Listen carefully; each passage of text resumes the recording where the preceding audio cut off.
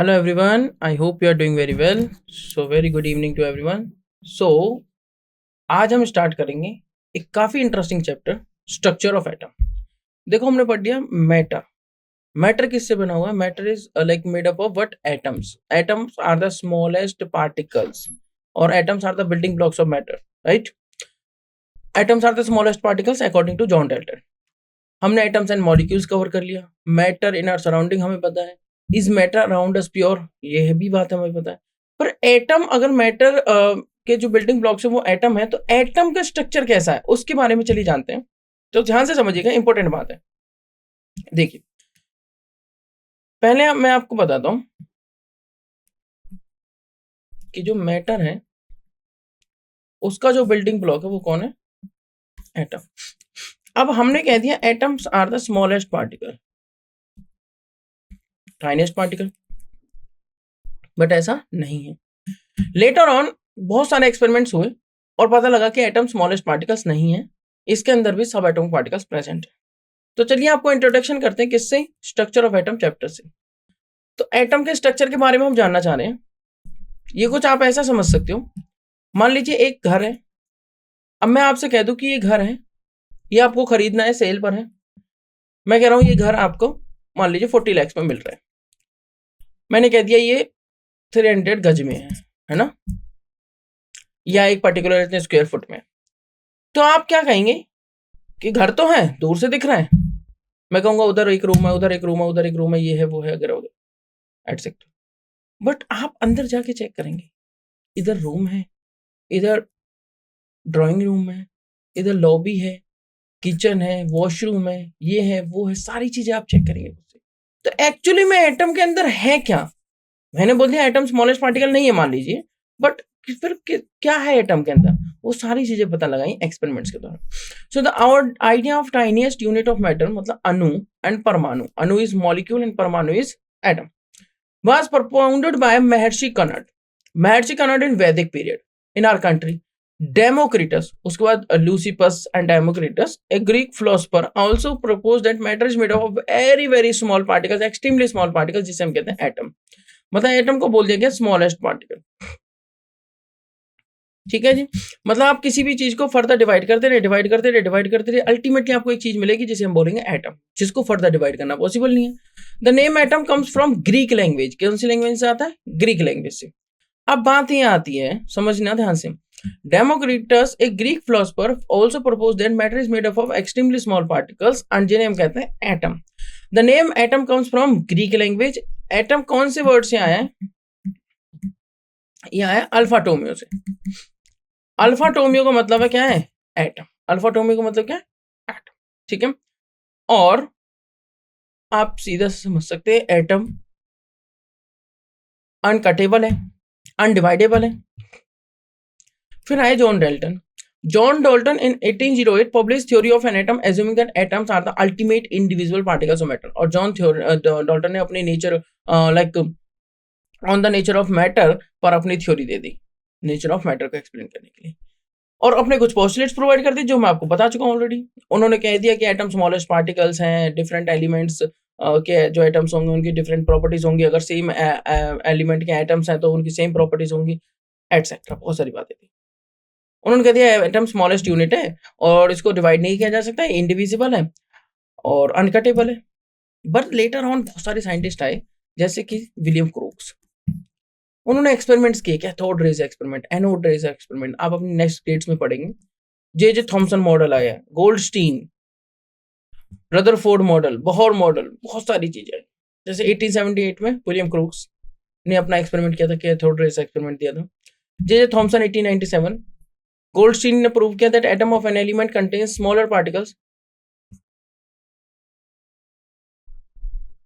मतलब इन सभी ने मिलकर प्रूव किया कि जो एटम्स हैं किसी भी एलिमेंट का, वो स्मॉलर पार्टिकल्स कंटेन करता है विच आर इधर पॉजिटिवली चार्ज और नेगेटिवली चार्ज। हो सकता है पॉजिटिवली चार्ज हो सकता है नेगेटिवली चार्ज हो, मतलब दो ही चार्ज दिए तो पॉजिटिव या नेगेटिव, न्यूट्रल नहीं बोला अभी तक। तो इस बेसिस पर फिर आया work of Rutherford and Niels Bohr confirm that an atom consist of 3 सब एटॉमिक पार्टिकल्स। कुछ और साइंटिस्ट हैं, कौन कौन? रदरफोर्ड और नील्स बोर। उन्होंने कंफर्म किया कि जो एटम है वो कंसिस्ट करता है 3 सब atomic particles that are electron, proton और न्यूट्रॉन। अच्छा, इलेक्ट्रॉन, प्रोटॉन और neutron. It has been established that the central core of an atom consist of protons and neutrons. जो सेंट्रल कोर है उसके अंदर है प्रोटॉन्स और neutrons and commonly called nucleus. The electron revolve around the nucleus. मैं आपको एक overview देता हूं आगे तक। हुआ क्या, जो एटम है वो कुछ ऐसे बोला गया कि एटम स्फेरिकल है शेप में, सेंटर में एक कोर है जिसमें पूरे एटम का मास कॉन्सेंट्रेटेड होगा। मैं पॉइंट वाइज आपको सारी बातें बताऊंगा किसने क्या बताया। और इस कोर में बोल दिया गया, इसको कोर को बोला गया न्यूक्लियस, और न्यूक्लियस को बोला गया पॉजिटिवली चार्ज है। और पॉजिटिवली चार्ज न्यूक्लियस में एक तो पॉजिटिवली चार्ज पार्टिकल्स जो कि होंगे प्रोटॉन्स,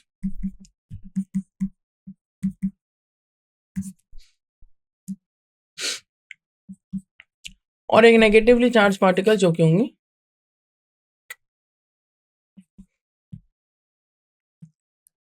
इलेक्ट्रॉन्स।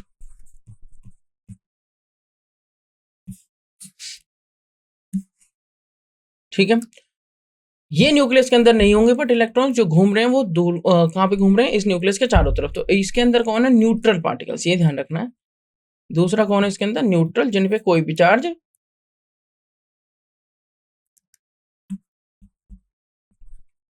नहीं है, जिन्हें क्या कहा जाता है? न्यूट्रॉन्स।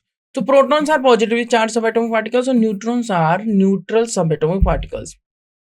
प्रोटॉन्स पे पॉजिटिव चार्ज है, न्यूट्रॉन न्यूट्रल है, और इलेक्ट्रॉन्स पे नेगेटिवली चार्ज है, जो इलेक्ट्रॉन्स घूमते रहते हैं इस न्यूक्लियस के चारों तरफ। बोला क्या गया उसके बाद कि ये न्यूक्लियस है जिसके चारों तरफ इलेक्ट्रॉन्स घूम रहे हैं इन शेल्स में, ऑर्बिट्स में, इस तरीके से। मैं अल्टीमेट बता रहा हूं आपको सारी बातें, उसके बाद हम इनको एक एक करके पढ़ेंगे वन बाय वन। बोला गया इन ऑर्बिट्स का नाम है KLMN, या आप इन्हें बोल सकते हो 1 2 3 4। फर्स्ट ऑर्बिट तो n equal to 1, small n दिखा रहा है number of shell, number of orbit. Second है तो number n equal to 2, third है तो n इक्वल टू 3, फोर्थ है तो n इक्वल टू 4। ठीक है, तो work of Rutherford and Niels Bohr confirm that an atom consist of 3 subatomic particles जो होंगे इलेक्ट्रॉन, प्रोटॉन और neutron. It has been established that the central core of an atom consist of protons and neutrons is commonly called nucleus and the electron revolve around the nucleus। ये मैंने आपको बताई बात। कह रहा है the atom as a whole is electrically neutral, मतलब वो कह रहा है कि जो एटम है, जैसे कि मैंने बोला न्यूक्लियस के अंदर प्रोटॉन्स है, तो number of protons number of electrons के इक्वल होंगे, क्योंकि जो न्यूट्रॉन्स है वो तो न्यूट्रल थे। अगर न्यूट्रॉन्स न्यूट्रल है तो नंबर ऑफ प्रोटॉन्स मतलब number of positively charge particle अगर number of negatively charge particle के इक्वल होंगे तो ओवरऑल जो इफेक्ट आएगा वो क्या आएगा? न्यूट्रल। तो इलेक्ट्रिकली जो एटम है वो क्या है? Neutral. as the number of protons in it is equal to the number of electrons. The smallest indivisible particles or unit of an element is called an atom. Repeat करता हूँ, the smallest indivisible unit of an element is called atom, which can take part in chemical reactions and may or may not exist independently. हो सकता है वो independently exist करे, हो सकता है independently exist ना करे। जो chemical reaction में take part करता है, जो further divide नहीं होता, जो सिर्फ rearranged होता है, ना create किया जा सकता है और ना destroy किया जा सकता है। यही था केमिकल रिएक्शन में। नेक्स्ट जो बात है कि an element is a pure substance, जैसे मैंने आपको बताया था एलिमेंट्स क्या होते हैं, मैंने आपको बताया था elements are the simplest pure substances.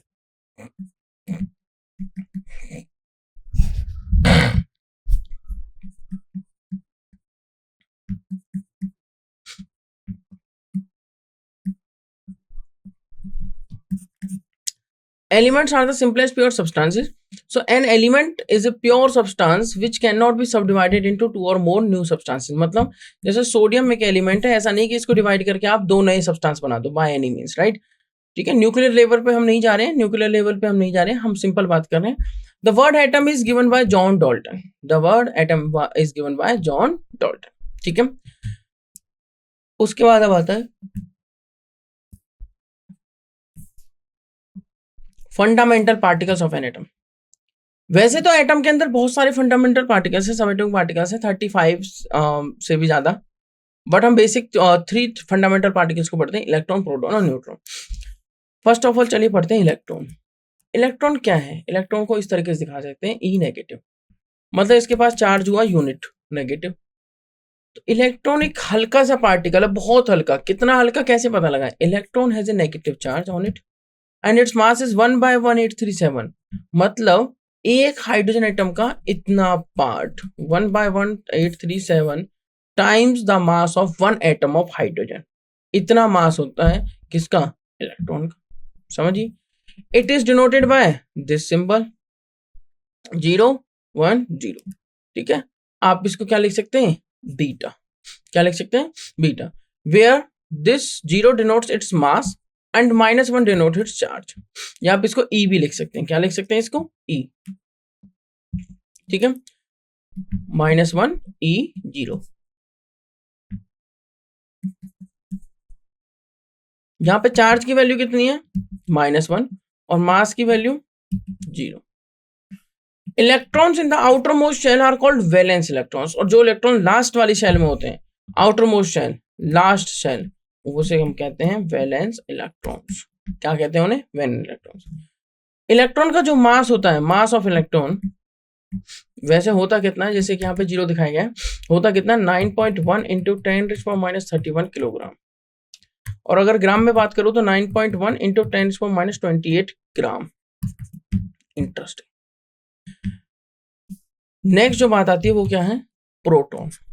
Proton जैसे E electron, P proton, P4 positive. तो प्रोटॉन्स आर पॉजिटिव, तो दूसरा बचा इलेक्ट्रॉन, वो होते हैं नेगेटिव। और N4 न्यूट्रल, न्यूट्रल होते हैं न्यूट्रॉन। ऐसे आप याद कर सकते हो। Protons has a unit positive charge. इस पे पॉजिटिव 1 चार्ज होता है। ठीक है, +1 यूनिट पॉजिटिव बोल दिया जाता है। It is denoted by the symbol, इस तरीके से डिनोट करते हैं कि P +1 1 P, where 1 denotes its atomic mass and +1 denotes its charge. मतलब इस पे +1 चार्ज है और ये जो 1 डिनोट कर रहा है इसका एटॉमिक मास डिनोट कर रहे हैं। प्रोटॉन का जो मास होता है, मास ऑफ प्रोटॉन किलोग्राम में कितना होता है? 1.67 इंटू 10⁻27 किलोग्राम, या फिर 1.67 इंटू 10⁻24 ग्राम। नेक्स्ट आता है न्यूट्रॉन। नेक्स्ट क्या आता है? न्यूट्रॉन। अच्छा, इन पे चार्ज कितना होता है? प्रोटॉन पे चार्ज कितना है और इलेक्ट्रॉन पे चार्ज कितना है? Charge on electron.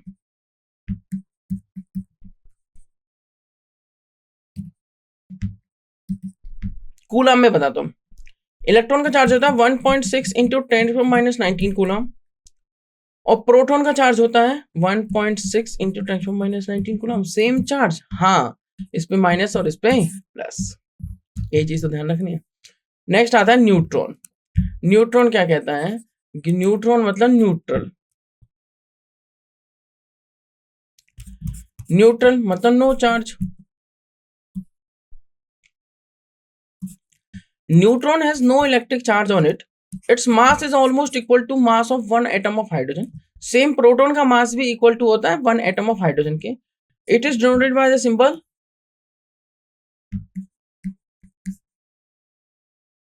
मतलब इसका 1 जो रिप्रेजेंट कर रहा है वो चार्ज और 0 जो रिप्रेजेंट कर रहा है वो इसका मास। गलत बात, जो 1 रिप्रेजेंट कर रहा है वो इसका मास, क्योंकि इसके पास मास तो है बट इसके पास चार्ज नहीं है, मतलब इट्स चार्ज इज 0।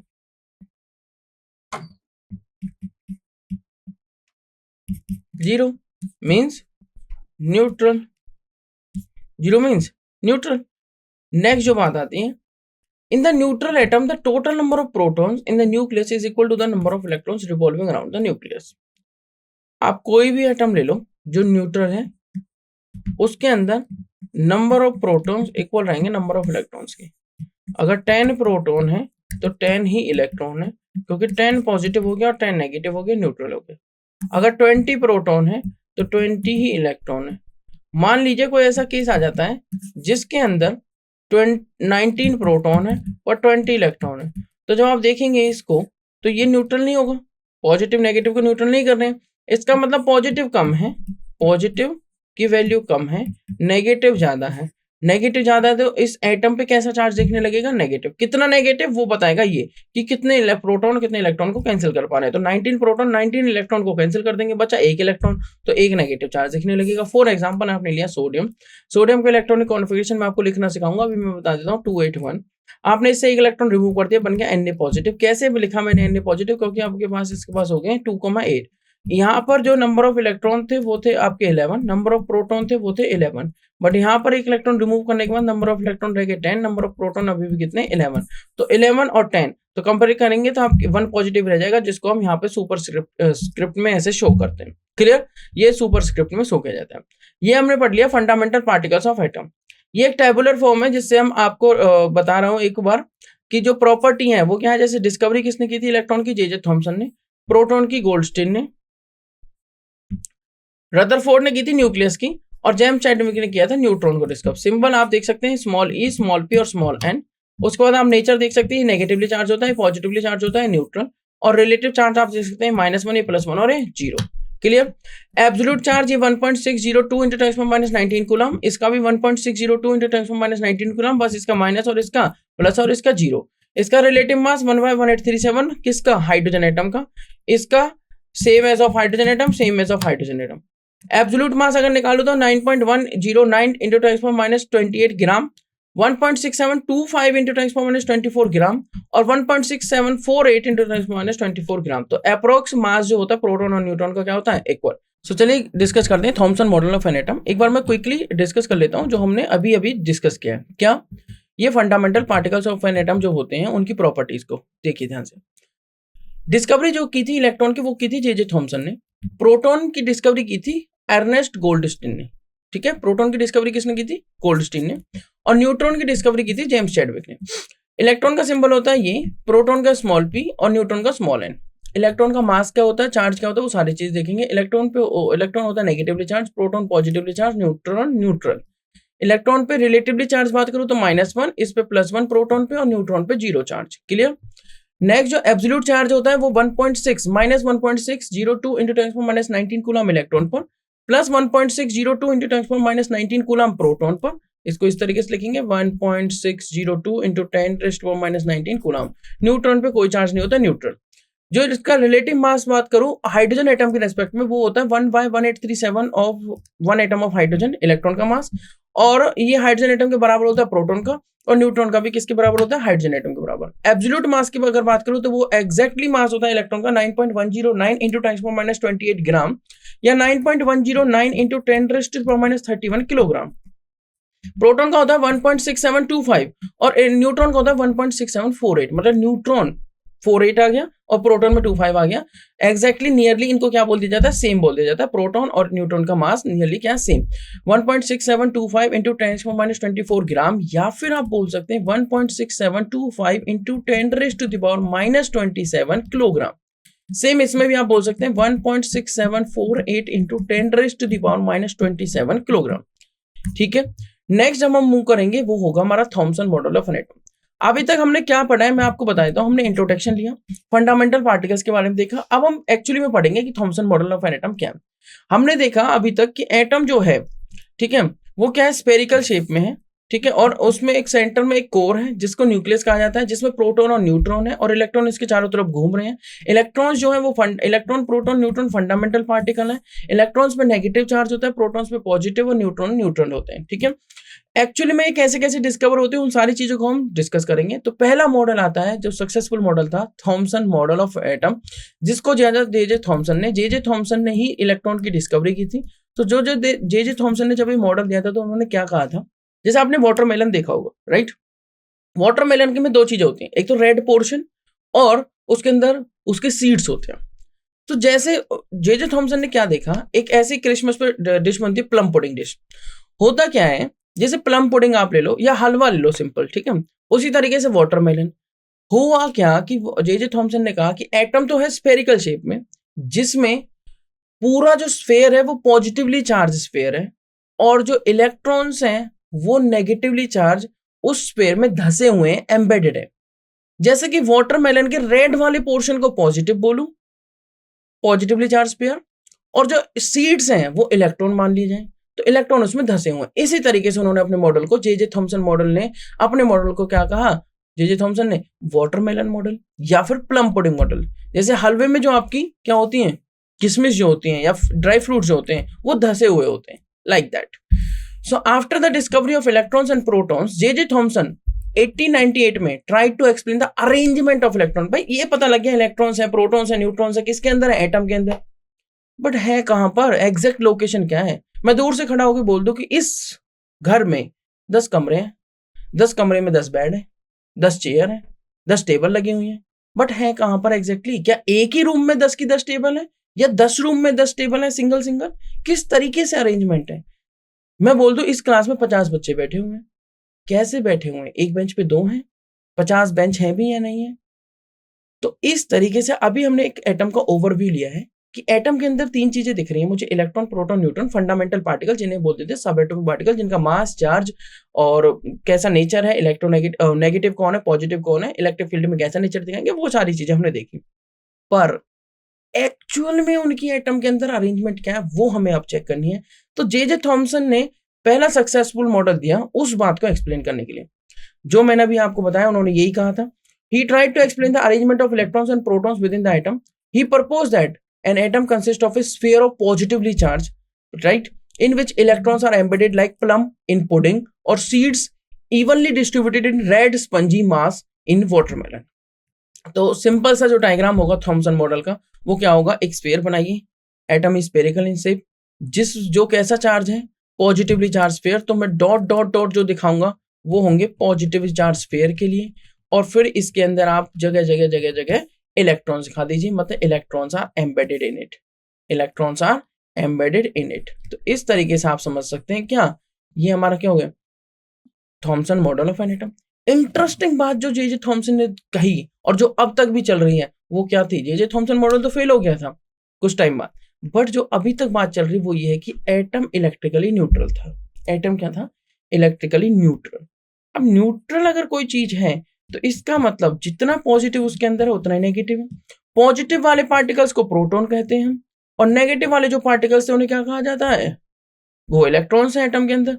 तो मतलब ये बात यहां से क्लियर हुई थॉमसन मॉडल ऑफ एटम से कि नंबर ऑफ प्रोटॉन इक्वल होंगे नंबर ऑफ इलेक्ट्रॉन्स के in Thomson model of an atom.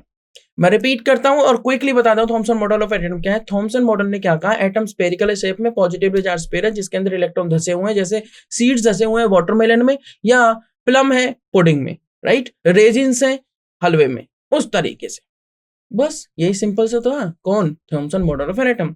अब ये फेल क्यों हुआ उस बात को मैं बताता हूं। ये रदरफोर्ड के अल्फा स्कैटरिंग एक्सपेरिमेंट को एक्सप्लेन नहीं कर पाया था, इसलिए हो गया फेल। थॉमसन ने और भी बातें बताई, उन्होंने कहा रेडियस ऑफ द स्फीयर जो रहेगी, जो स्फीयर है एटम का, उसकी जो रेडियस रहेगी वो इस ऑर्डर में रहेगी किसमें, 10⁻⁻8 centimetre, which is equal to the size of the atom. Although Thomson model could explain the electrical neutrality of an atom, but this model could not satisfy. क्या satisfy नहीं कर पाया, क्या limitations थी, क्या drawbacks थी? He proposed could not satisfy the facts जो propose किए थे किसने, रदरफोर्ड ने, and hence it was discarded. इसको डिस्कार्ड कर दिया गया। बट क्योंकि ये फर्स्ट सक्सेसफुल मॉडल था, इस बात को बताने के लिए, ये बात तो जो शुरुआत करी वो किसने करी, जे थॉमसन ने, इसलिए हमें इसे पढ़ना ही पड़ेगा, क्योंकि उन्होंने ये बताया एक्चुअली में, बेस रखा कि एटम का भी स्ट्रक्चर पॉसिबल है और कुछ इस तरीके के अरेंजमेंट है। उस पे आगे किस तरह की मॉडिफिकेशंस हुई, तो चलिए मूव करते हैं नेक्स्ट मॉडल जो होगा Rutherford model of an atom. उससे पहले आप ये पिक्चर देख सकते हैं और इस डायग्राम में आप देख सकते हैं थॉमसन मॉडल ऑफ एटम किस तरीके से रिप्रेजेंट किया गया। तो ये जो पूरा स्फीयर है ये पॉजिटिवली चार्ज है, लाइक वाटरमेलन जैसा कि मैंने बताया, और ये इलेक्ट्रॉन्स इसमें धसे हुए हैं, ठीक है।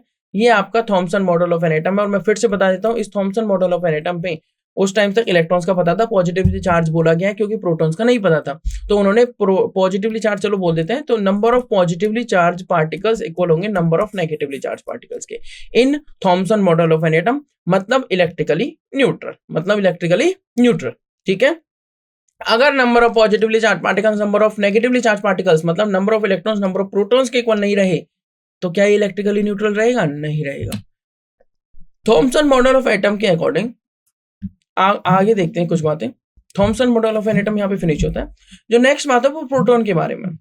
प्रोटॉन एक सब एटॉमिक पार्टिकल है having a unit positive charge, जिस पे चार्ज कितना है +1.602 इंटू 10⁻⁻19 किलोग्राम, और मास है 1.6725 into 10⁻⁻27 kilogram, which is about 1837 times greater than the mass of an electron। बिल्कुल ठीक बात है।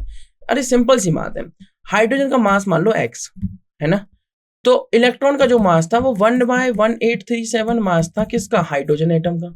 ठीक है, एक हाइड्रोजन एटम का मास है x, तो ये हो गया इलेक्ट्रॉन का मास। वो कह रहा है प्रोटॉन का मास कितना होगा, प्रोटॉन का मास इलेक्ट्रॉन के मास से भी 1837 टाइम ज्यादा है, मतलब 1837 किससे, इलेक्ट्रॉन के मास से, जो कि कितना है 1/1837 इंटू एक्स, मतलब 1837 से 1837 कैंसिल, मतलब कितना आ गया प्रोटॉन का मास x। सीधी सी तो बात है, प्रोटॉन का मास भी कितना आ गया x। तो प्रोटॉन का मास जो है वो एक्चुअली में हाइड्रोजन एटम के मास के इक्वल है, nearly equal to hydrogen atom. तो यहाँ आप इलेक्ट्रॉन की टर्म्स में बोल लो, तो प्रोटॉन का जो मास है वो है 1.6725 into 10⁻27 kilogram, which is about 1837 times greater than the mass of an electron, या आप कह सकते हो which is nearly equal to that mass of an hydrogen atom. Next model पे मूव करते हैं, जो कि होगा Rutherford model of an atom. Thomson ने प्रोटॉन के बारे में कुछ नहीं बताया था, ये बात ध्यान से समझ लेना। थॉमसन इलेक्ट्रॉन को लेके चलो, क्लियर, जे थॉमसन ने इलेक्ट्रॉन की डिस्कवरी की थी। नेक्स्ट आता है रदरफोर्ड अल्फा रे स्कैटरिंग एक्सपेरिमेंट, ये अल्फा का सिंबल होता है। क्या है ये अल्फा रे स्कैटरिंग एक्सपेरिमेंट, ये अल्फा क्या है, अल्फा रेज है। अल्फा रेज है जो रेडियो एक्टिव एलिमेंट एमिट कर रहे हैं, रेडिएट कर रहे हैं। अल्फा रेज में क्या मिल सकता है हमें, अल्फा रेज में होगा हीलियम का न्यूक्लियस। अल्फा रेज क्या है, हीलियम का न्यूक्लियस है। कैसे पता लगाए हीलियम का न्यूक्लियस है, क्योंकि अल्फा रेज हीलियम के जैसे दिखेंगे, मतलब इन पे कितना चार्ज, इनका मास कितना होगा 4, ठीक है, और 2 प्रोटॉन्स होंगे इनके अंदर, ठीक है, मतलब He2 पॉजिटिव, He2 पॉजिटिव। अगर हीलियम में से हम 2 इलेक्ट्रॉन रिमूव कर दें तो अल्फा कुछ इस तरीके के होंगे, जिसपे 4 यूनिट मास है और 2 यूनिट पॉजिटिव चार्ज है। तो इसका मतलब ये हुआ कि अल्फा पॉजिटिवली चार्ज पार्टिकल है, 4 यूनिट मास है तो डेंस भी है। एर्नेस्ट रदरफोर्ड ने क्या कहा, Ernest Rutherford and his coworkers perform numerous experiments. Actually 2 साल लग गए थे उन्हें इस एक्सपेरिमेंट को करने में, और वो एक्सपेरिमेंट कर रहे थे, डेली कर रहे थे, रेगुलरली कर रहे थे। उन्होंने एक सेटअप बना रखा था, को-वर्कर्स लगे हुए थे एक्सपेरिमेंट करने। क्या करते थे, अल्फा पार्टिकल्स को एमिट करते थे, कहां से, रेडियो एक्टिव एलिमेंट से। जैसे आप रेडियम ले लीजिए, पोलोनियम ले लीजिए, और उनको स्ट्राइक करते थे कहां पे, थिन शीट्स पे ऑफ मेटल। जैसे उन्होंने थिन शीट ली थी गोल्ड की, प्लेटिनम की। अच्छा, गोल्ड की क्यों ली, क्योंकि गोल्ड बहुत ज्यादा मेलेबल था, और थिन शीट भी पता कितनी थिन थी वो, थिन शीट हो, देखो जितनी थिन होगी, जितने कम एटम्स होंगे उस शीट के अंदर, उतना ज्यादा एक्यूरेट रिजल्ट आएगा। और वो पता कितनी थिन थी, वो इतनी थिन थी, उस थिन से थिन शीट, थिनेस्ट शीट लेने के बाद भी 1000 एटम की शीट बन रही थी। समझ रहे हो। तो एर्नेस्ट रदरफोर्ड ने ये एक्सपेरिमेंट किया था, अल्फा रे स्कैटरिंग एक्सपेरिमेंट, जिसमें उन्होंने रेडियो एक्टिव एलिमेंट का यूज किया, अल्फा रेज को एमिट कराया और उनको स्ट्राइक कराया कहां पे, थिन शीट्स पे, मेटल्स की, जैसे गोल्ड और प्लेटिनम। किस तरीके से स्ट्राइक कराया वो मैं बताऊंगा। जो अल्फा है वो एक बार समझ लीजिए, बीम ऑफ अल्फा पार्टिकल्स, मतलब हीलियम का nucleus we obtained by placing polonium in a lead box. एक लेड का बॉक्स लिया गया इस टाइप का, और उसके बीच में एक रेडियो एक्टिव एलिमेंट रख दिया गया जो अल्फा पार्टिकल्स को रेडिएट कर रहा था, and letting the alpha particles come out of a pinhole in the lead box. एक पिन होल से वो बाहर आ रहे थे। This beam of alpha rays was directed against a thin gold foil. जिस गोल्ड फॉइल की thinnest क्या थी, थिकनेस थी, वो कितनी, 0.00004 सेंटीमीटर। A circular screen coated with zinc sulphide was placed on other side of the foil. ठीक बात है।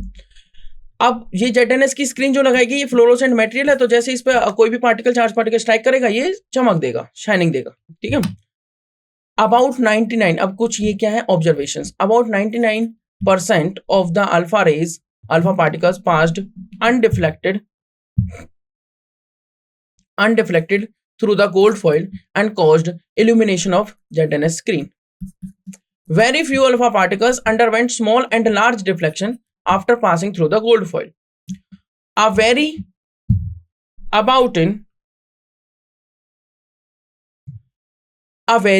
about 1 in 20,000 were deflected backward on their path at an angle of 180 degree. समझने वाली बात क्या है, मैं रिपीट करता हूं, about 99% of the alpha particles जो सीधी जा रही थी, जो डिफ्लेक्शन शो नहीं कर रही थी, through the gold foil and caused illumination of ZnS screen, वहां पे जाके टकरा ली थी। बहुत कम अल्फा पार्टिकल्स जो एक स्मॉल एंगल से डिफ्लेक्टेड हो रहे थे, and large deflections after passing through the gold foil, ठीक है। But a very alpha particles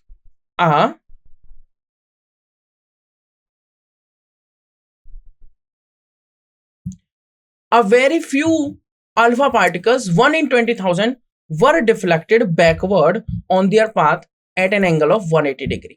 ठीक है, मतलब वो ऑलमोस्ट बाउंस्ड बैक हो रहे थे, ऑलमोस्ट क्या हो रहे थे, बाउंस्ड बैक। आप इस डायग्राम से इस बात को क्लियरिफाई कर सकते हैं। ये लेड का ब्लॉक लिया, यहां पे मैंने रेडियो एक्टिव एलिमेंट रख दिया, रेडियो एक्टिव सोर्स है अल्फा पार्टिकल्स का, जहां से ये ZNS की स्क्रीन आप यहां पर देख सकते हैं,